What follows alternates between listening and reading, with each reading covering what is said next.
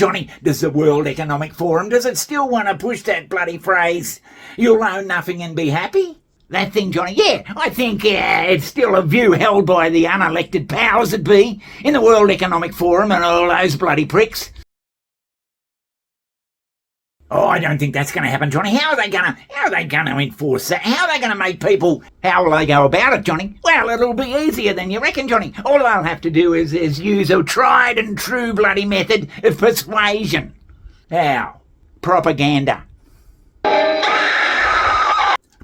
Propaganda? Oh, Johnny, you're not on propaganda again, are you, for Christ's sake? Yeah, propaganda.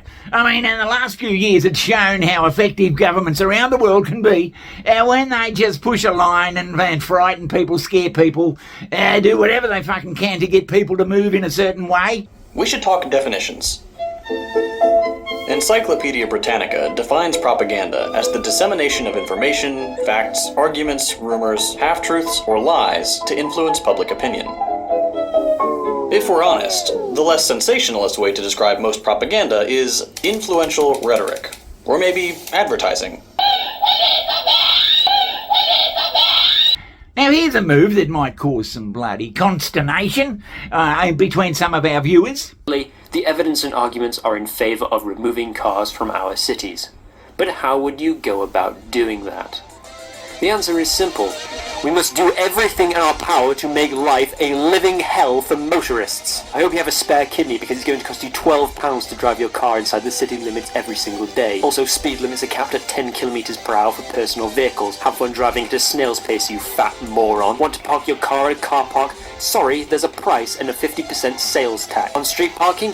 Doesn't exist. We're also adding a ton of bikes and bus lanes, meaning car users are now second-class citizens on the road. Public transport is now free and has a budget the size of the frigging moon. We're going to install a national belief that cycling is patriotic. National belief that cycling is patriotic. Oh, Johnny, that's bullshit, surely. National belief that cycling is patriotic. And we're also going to have rentable electric golf cars to get around the town.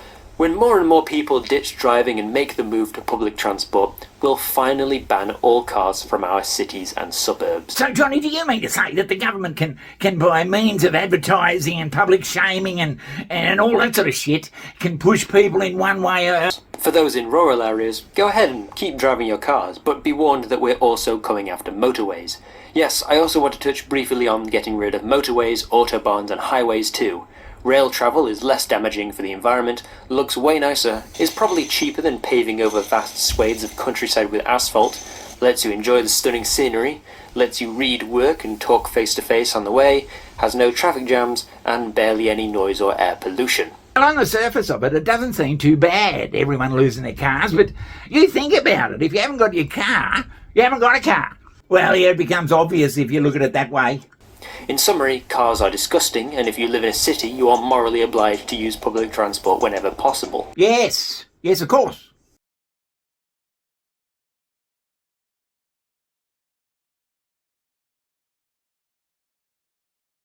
A group of individuals must be granted the ability to define the so-called societal greater good, and then granted the power to force individuals to act in service of this good.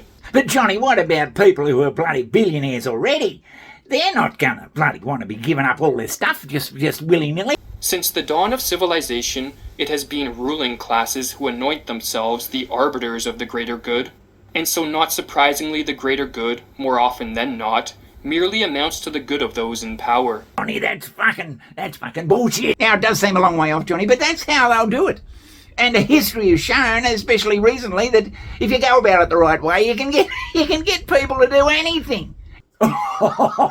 Yeah, give up their cars. Lets you enjoy the stunning scenery.